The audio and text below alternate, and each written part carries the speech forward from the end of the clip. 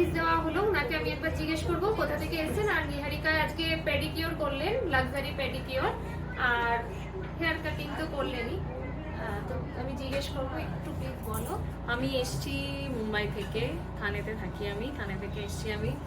আর plan করে এসছিলাম যে সম্পাদির এখানে আসবো। তো বহু প্রচেষ্টার পর সম্পাদিকে পেয়েছি, একদম ধরে নিয়েছি।